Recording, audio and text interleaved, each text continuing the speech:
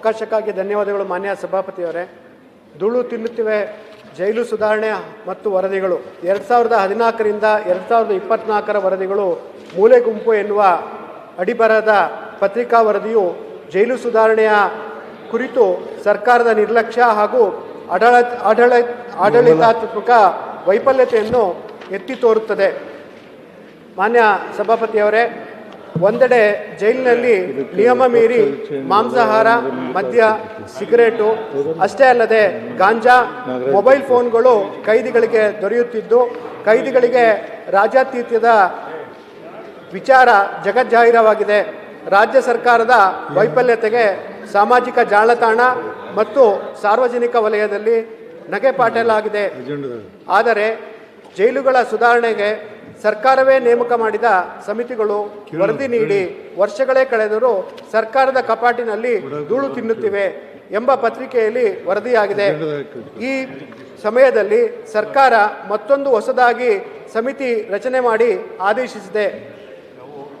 ಪತ್ರಿಕೆಯ ಅಧ್ಯಯನದ ಪ್ರಕಾರ ವರದಿಯಲ್ಲಿ ಪ್ರಕಟಿತವಾಗಿರುವಂತೆ 2014ರಲ್ಲಿ ಕೇಂದ್ರ ಕಾರಾಗೃಹದಿಂದ ಕುಖ್ಯಾತ ಅತ್ಯಾಚಾರಿಯೊಬ್ಬ ಪರಾರಿಯಾಗಿ ಸಾರ್ವಜನಿಕರ ವಲಯದ ಭಾರೀ ಆಕ್ರೋಶಕ್ಕೆ ತುತ್ತಾದಾಗ BPN ಗೋಪಾಲಕೃಷ್ಣ ಸಮಿತಿ ರಚಿಸಲಾಗಿ ವರದಿ ಸ್ವೀಕೃತವಾಗಿದ್ದರೂ ವರದಿಯ ಶಿಫಾರಸುಗಳು ಕಾರ್ಯರೂಪಕ್ಕೆ ಬಂದಿಲ್ಲ.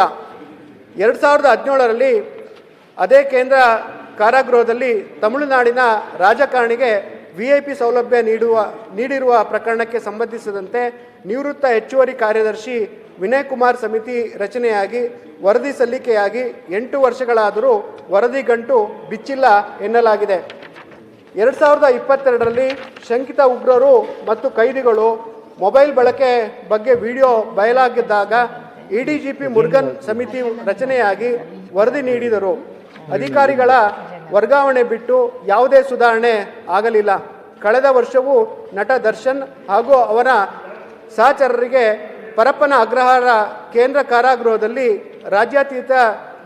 ರಾಜ್ಯಾತೀತ್ಯ ನೀಡಲಾಗಿದೆ ಎಂಬ ಆರೋಪ ಬಂದಾಗ ಅಂದು CCB ಮುಖ್ಯಸ್ಥರಾಗಿದ್ದ IGP ಡಾಕ್ಟರ್ ಚಂದ್ರಗುಪ್ತ ನೇತೃತ್ವದ ಸಮಿತಿಯನ್ನು ಇದೇ ಕಾಂಗ್ರೆಸ್ ಸರ್ಕಾರ ನೇಮಕ ಮಾಡಿದ್ದು, ಅವರು ಸುದೀರ್ಘ ಅಧ್ಯಯನದೊಂದಿಗೆ 4 ತಿಂಗಳ ಹಿಂದೆ ಸರ್ಕಾರಕ್ಕೆ ವರದಿ ಸಲ್ಲಿಸಿ ಅನೇಕ ಶಿಫಾರಸುಗಳನ್ನು ಮಾಡಿದ್ದರೂ ಸರ್ಕಾರ ಯಾವುದೇ ಕ್ರಮ ಕೈಗೊಳ್ಳದೆ ವರದಿ ಕಪಾಟು ಸೇರಿದೆ. ಸನ್ಮಾನ್ಯ ಸಭಾಪತಿಯವರೇ, ಸರ್ಕಾರವು ತನ್ನ ವಿಫಲತೆಯನ್ನು ಮರೆಮಾಚಲು ಸಮಿತಿಯ ಮೇಲೊಂದು ಸಮಿತಿ ನೇಮಕ ಮಾಡುವುದನ್ನು ಬಿಟ್ಟು ಈಗಾಗಲೇ ಸರ್ಕಾರವು ಬಂದಿಖಾನೆಗಳ ಸುಧಾರಣೆಗಳಿಗೆ ಕುರಿತು ನೇಮಕ ಮಾಡಿರುವ ಸಮಿತಿಯ ವರದಿಗಳನ್ನು ಅದರಲ್ಲಿನ ಶಿಫಾರಸುಗಳನ್ನು ಕಾಲಮಿತಿಯಲ್ಲಿ ಅನುಷ್ಠಾನ ಮಾಡಿ ಕಾರ್ಯರೂಪಕ್ಕೆ ತರಬೇಕು ಹಾಗೂ ಹೊಸ ಸಮಿತಿ ರಚಿಸಿ ತನ್ನ ತಪ್ಪನ್ನು ಮರೆಮಾಚಿ ಜನರಿಂದ ಗಮನ ಬೇರೆಡೆ ಸೆಳೆಯುವ ಪ್ರಯತ್ನ ಕೈಬಿಡಬೇಕೆಂದು ತಮ್ಮ ಮೂಲಕ ಶೂನ್ಯ ವೇಳೆಯಲ್ಲಿ ಸರ್ಕಾರವನ್ನು ಆಗ್ರಹಿಸುತ್ತೇನೆ.